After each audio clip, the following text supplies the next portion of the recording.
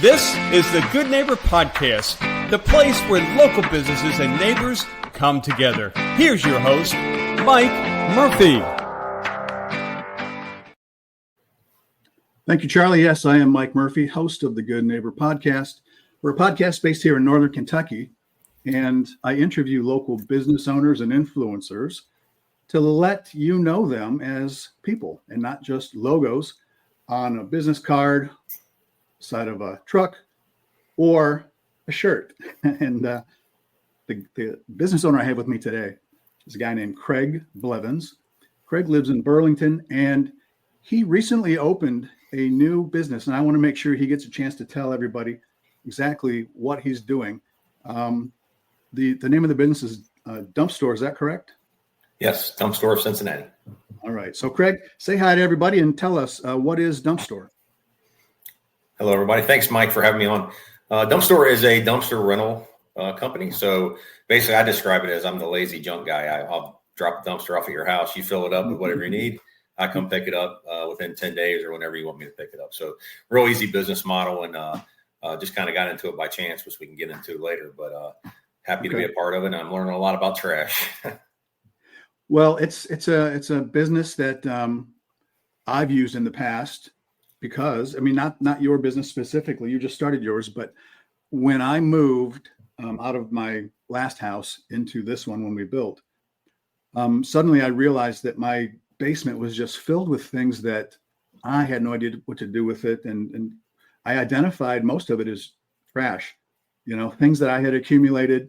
I wasn't going to move it. I didn't need it, but I didn't know what to do with it. So I had a dumpster rolled off in my driveway. And over the course of 2 or 3 days, I, by myself, just soldiered through it, man. And I cleaned out my basement and threw it in that dumpster. And it was so nice to have somebody just show up and roll it away. Is that kind of the experience that people can have when they work with you? Yeah, I mean, I do commercial, I do residential. So just as you described, by the way, Mike, Seinfeld describes your basement as the first degree of knowing that you have junk.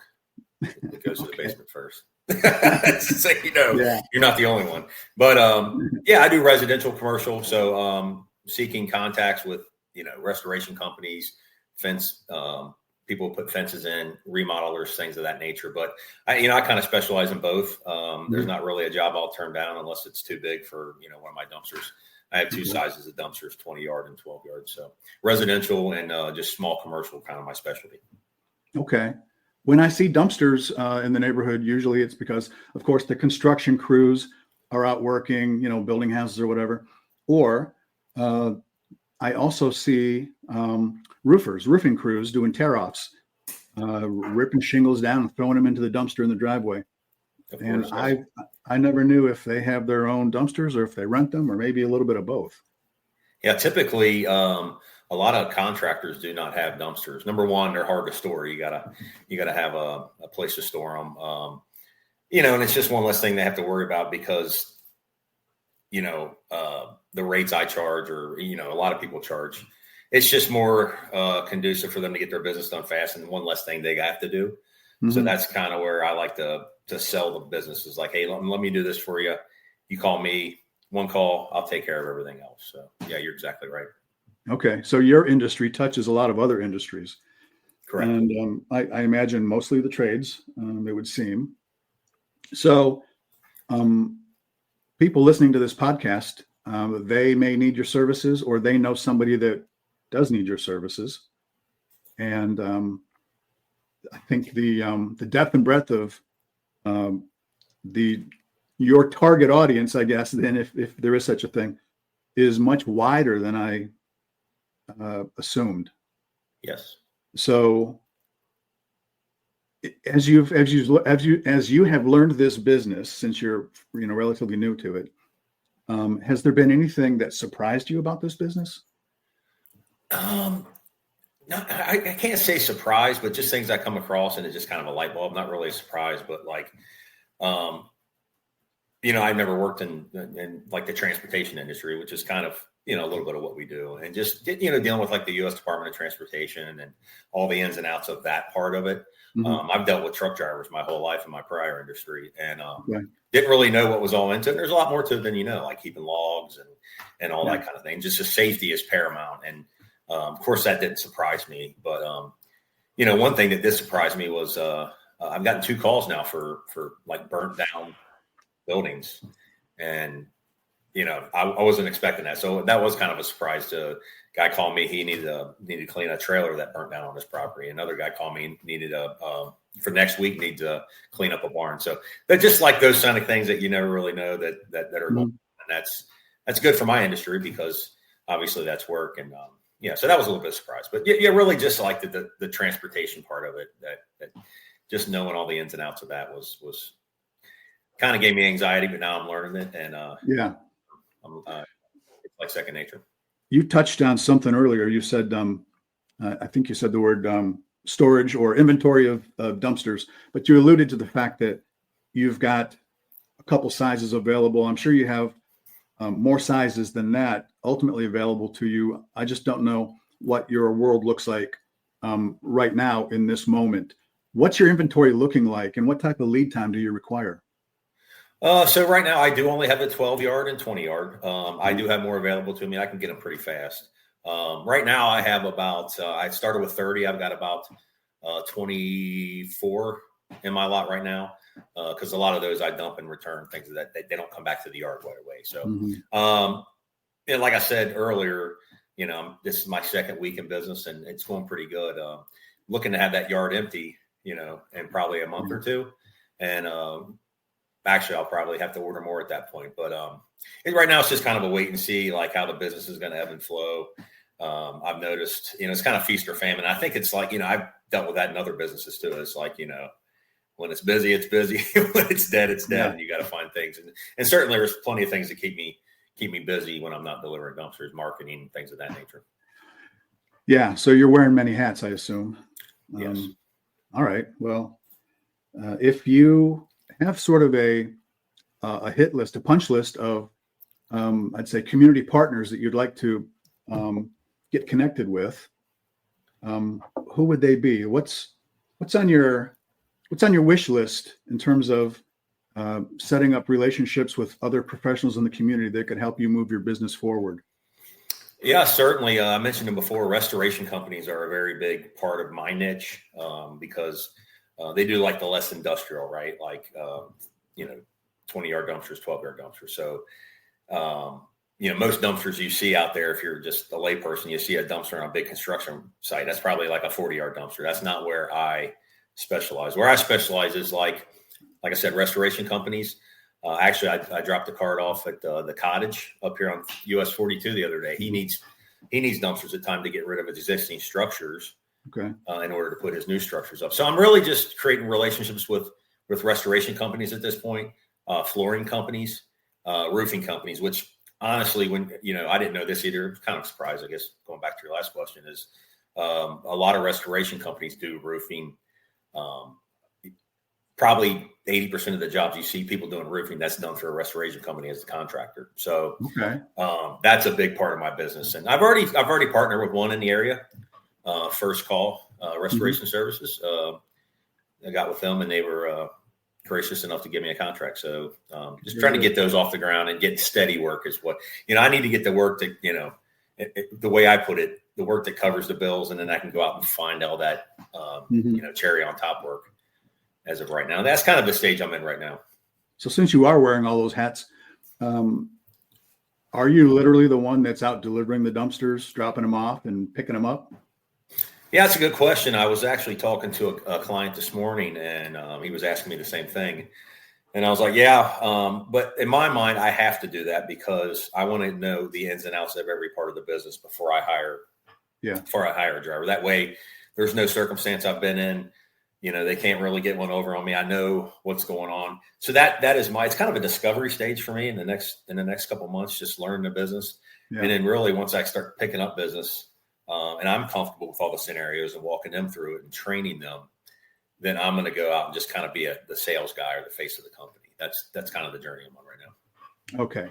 So somebody that helps support you learning this business and making sure that you're getting sleep, making sure you're getting fed, making sure to keep your energy up is your wife, Stacy.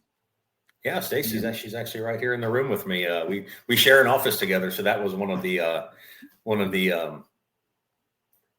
my motivating factors for leaving the corporate world was to spend more time with family. And we had said right when we got married, we're like, it'd be nice if we could work with each other every day. So I'm in and out, but we've shared office now, and it's kind of cool to just sit here and be able to talk about dinner tonight or whatever without having to make a phone call or whatever. But yeah, she's been a great support, and she's actually the one that pushed me to do it. So love her to death and love the family, and they're supporting me like crazy. Let's make Stacy poke her head in behind you and wave and say hello. Come on over, Stacy. Come say hello. Now she's gonna make me look bad on camera here. Hey, Stace. It's nice to see you. It's nice to see you're not in your bathrobe. I can't hear it. Okay. Yeah. Good thing she couldn't hear me. Yeah. So then you've got kids as well too that are part of your world. What's family look like for you? Family's awesome. So I've got a 20-year-old son who is in UC. He is interning down in Louisville right now for this semester as a software engineer. So he's basically a junior at the end of this semester. He's doing really well. And then I've got two bonus children, stepchildren, whatever you call them. They're my kids, whatever you want to call them. But Ethan, he's 11, and Raven, she's 6. And they've been a great addition to my life, to be honest with you. Yeah, we have a great time. Cute little kids. I've seen them. I actually knew Stacy from past jobs that we worked together back in our Com-Air days, and so I've known her quite a while. And, your name comes up. Your name has been coming up since we've been together. So. And now here we are. Here we are. We got to meet face to face about 2 weeks ago, maybe. Yeah, very fun event. Yeah, I'm still getting calls from that event, to be honest with you. I met with a guy this morning. Yeah. We hold those events for just that reason. We want to make those connections. Just that's the point of this podcast as well. Yeah, great job on that, by the way. So what do you guys do for fun? You're in heavy work mode right now, obviously, but when you get a chance to get away, what do you guys like to do? Well, we like to just get outside, walk the dogs. That's a big part. Now it's warming up. We're looking forward to just hanging out on the patio, grilling. I love to cook. So that's obviously a big center of the family kind of thing. We can all get together. Right. I probably cook too much. There's a lot of leftovers and stuff I'm tossing all the time, but I just like to make different things. And I always like to have food in the house for the kids when they're here because honestly, they always want food like all the time. So. Okay. Well, I love to cook too. And, what's on my to-do list this spring is to finally buy that Blackstone grill I've been looking at. Nice. So what's your favorite cooking tool? Do you cook outdoors? Are you an outdoor barbecue guy? I cook outdoors. I like to grill and smoke. But mostly I like to like brunch is my specialty. I like to make brunch. Okay. But I love to grill. And one of the things I really love to do is I don't know if you've ever heard of a raclette grill, Mike. No. It's a European mode of eating. It's kind of like if you think of fondue. You chop a bunch of vegetables. You're cooking at the table while you're talking to people, drinking some wine, whatever. So I love to entertain. So doing things like that. I like to cook a lot of food. So if I know somebody's coming over, if I can make, a 5-gallon or a 2.5-gallon bucket of soup or whatever, I just like to feed a lot of people. And that's what brings me joy. And I like to do some golfing. Stacy's getting into golfing as well. And we'll probably hit the driving range maybe this weekend. Okay. Yeah. Beautiful weather for that. Yeah. I'm a scramble golfer. I'm not a great golfer by any means. I just like to go out there and have fun, raise money for charity, have a beer or two, or maybe sneak a bourbon here or there while I'm hitting the pill around. But hey, why not? It's a good excuse to get outside for sure. And it's definitely better than mowing the lawn in my mind. Amen, brother. So let's see. If somebody wants to reach you, well, first of all, there's one thing we haven't talked about yet that I had in my notes that I thought was a pretty unique thing. You may or may not have access to it right now, but it's that it's the DumpStor Pro, and that's got the locking storage. Because when I saw that, it's a dumpster, and it's got locking storage like a little walk-in shed for contractors to lock up their tools and things like that. Is that correct? Yeah, when I saw that, I thought that was genius. So I'm DumpStor of Cincinnati. So the company's name is DumpStor. It's out of Virginia, and I just met these guys through a broker by happenstance and started talking to them when I met them. And that was one thing that intrigued me too, is they had it's a 12-yard dumpster, and it's got basically like you said, a storage shed on it. Now I don't have any of those right now. Those are kind of I mentioned the first 3 months. That'd be like when I get into full selling mode, when I want to get out and I'll probably wind up working with a contractor like, hey, try this thing for me for a month. Let me know how it works. Things of that nature. I haven't gotten along those kind of conversations yet because I'm trying to build volume. But that will be a selling point for me down the road is, hey, if you're on a job site, you don't need to carry your tools back and forth to the job site for 5 days. Just lock them up in here. They'll be safe. And that's a really good selling point. And it will be more of an emphasis for me down the road. But that's a patented thing for them. It's called the DumpStor Pro. DumpStor Pro. Yeah, I saw that. And I thought that was so unique because how many times have we seen on social media contractors posting, hey man, somebody ripped off my tools last night. I got 3 saws missing and whatever. And it's always infuriating to see that people are out there doing that. And this DumpStor Pro kind of addresses that need. And I thought that was something that is going to get a lot of attention once you're able to provide that. So don't know when that is exactly, but when I find my client that and like I said, I'm I like the wheel and deal. So someone wants to give it a try, I can do some testimonials. I can have that thing down here in 2 weeks. Okay. So I can get dumpsters and trucks pretty fast. Well, maybe we can make that happen for you. Cool. So DumpStor Cincinnati, that's I'm sure it comes with maybe a territory. What is that? What's your service area? Yeah, so I have a pretty large service area compared to a lot of the franchisees. I have all of Cincinnati, which is basically Hamilton County, Claremont County in Ohio. And then I have Boone, Kenton, and Campbell in Kentucky. And nobody owns any territories around me. So I'm also been served. Like I went and picked one up from Vivi, Indiana yesterday. So, I haven't looked to expand in those areas, but as of right now, I'm basically Hamilton down to Crittenden.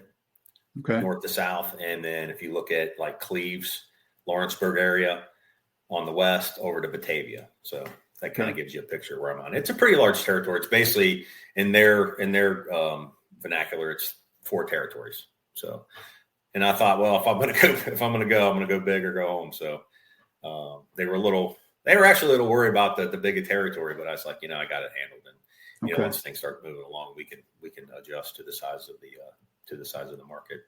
What's the typical contract length? 3-4 days, or is it a day or two? What's it look like? Well, that's one thing that I really wanted to put an emphasis on was the length, because one thing I don't want to do is break trust with customers, right? So when we were talking over pricing, I wanted to go a little bit longer than most. So I give a 10-day rental, which is pretty good when you look at the market. And usually most people, I don't have to charge people over just for a day, especially when I know in the back of my mind I've got plenty of dumpsters out here. So that was kind of my thought to give value. You never want to be, just the lowest in the market or anything. Like you want to add value for your customers and know that they're going to get not only a dumpster, but a dumpster for the length of time they need it. Yeah. And also, when you have one of my dumpsters in your driveway, it's going to look good. I take care of them. They're a nice color green. And, that's one thing we stand for at DumpStor is clean, fast, reliable service. Well, I'm glad you mentioned that because when I go to your website, of course, they look beautiful on the website. They're supposed to. But in real life, what do they really look like? I've seen some ugly dumpsters, let's face it. Yes. And who wants that in their driveway for too long? So you bring exactly, and that's kind of my niche, when you go play with the big boys and industrial kind of trash hauling. My niche is, hey, like I said, residential. Most of my dumpsters are going to be sitting where they're visible. And in my mind, if they're going to be sitting where they're visible, they need to be a reflection of how I run my business, clean, fast, reliable. And you just don't, and I'm not banging on the industry. It just kind of is what it is, right? For years, we've only had, 2 reputable trash haulers in the area. And it's kind of like, the electric companies, you're kind of beholden to that.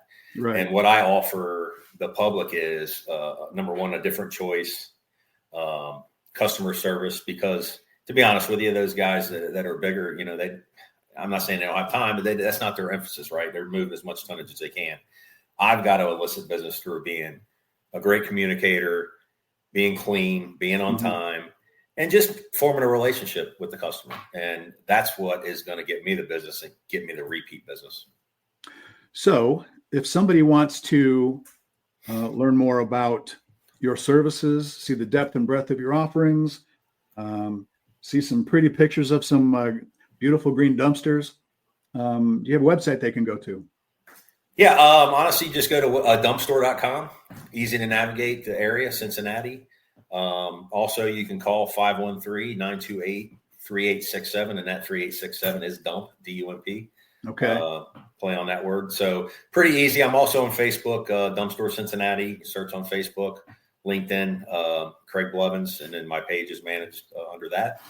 Okay. So yeah, lots of ways to see me. There's also a company called Hometown Dumpsters. You can go on there and rent through a third party and see what I have to offer as well. Okay.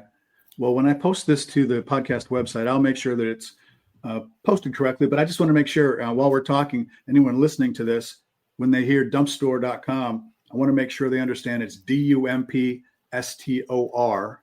Correct. Yeah, there's no E on the end of store. And that's the play on the DumpStor Pro. Yeah. No, it's funny, but I have no skin in this game at all, really. But I saw that DumpStor Pro, and I'm like excited. I'm like, dang, I want in on that, man. It's a great idea. So, well, if you need extra storage out in your backyard, then maybe you can put a liner in, put a swimming pool in it, and then keep your floats in the top part. I'm open to a lot of you ideas. Probably already have a pool, don't you? I don't. And that's by design, because I don't want to knock on pools, but I'm telling you, pools can be expensive. Oh, I understand. My neighbors have pools. That's all I need. Hey, friends with pools, friends with boats. That's what you need. Yep, exactly. You got it, brother. All right. Is there anything that we haven't talked about that you wanted to make sure people knew, or have we done? The only thing I would say is, I started this journey back in October, and I had a very long, successful career with a big company in the area. Worked for them for 20 years. And I never thought the time would come in my life where I would just look up and be like, this isn't what I want to do. Right. Yeah. And I kind of I woke up one day and just said, hey, I need to do something else, because I need to find where my passion lies, and it doesn't lie in this anymore. And it wasn't the fault of anybody. I think it was just, I went the course with where I was at, and it was kind of time to go on and do something. And I just started researching. So just, message out there to anybody, don't feel stuck into anything. You have more, you have more control over your life than you think. Yeah. Go find something you love to do. Go start meeting with people, and things start falling into place. Of course, it's hard work, and a lot of time. But that would be my message to everybody, because I've dealt with plenty of people in my old career, and I still do, just counseling them through, hey, going through the same thing I went through, and like, hey, go try this, go try that. Yeah, you have more power, more control over your life than you actually think.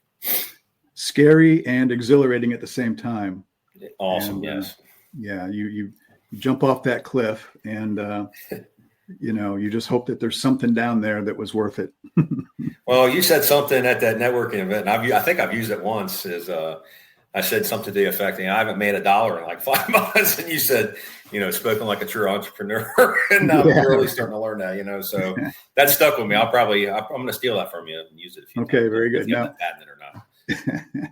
Yeah, because I'm sure I stole it from somebody else. So we pass along our knowledge and wisdom, and I'm happy that you and I got to sit down today and let people know about new venture, DumpStor of Cincinnati, and I appreciate you having me on. We got to meet you and see your smile and hear about not only DumpStor of Cincinnati, but your love of brunch. Yes, love brunch. Maybe too much. That's why I have the camera up top here. Yeah, me too. Yep. There's a method to our madness. Yep. Yes. All right, Guy. Well, I'm happy that we got to sit down today and do this. Looking forward to your success, and I'll do everything I can to help push you forward in this new endeavor. And well, I can tell you, we're going to have you over for some raclette here soon. I'm going to teach you all about it. Yes, would love that. Would love it. Yeah. Maybe play some euchre, right? Yeah. Itching to play euchre. Yeah. Well, I appreciate you having me on. This was fun. Yeah, we'll do it again sometime. We'll meet back here in a few months or so and update everybody on how it's going for you. I did want to mention one other thing. Mm-hmm. Another part of the reason I got into business for myself is I love giving back to the community. Yeah. I love being able to help children, especially.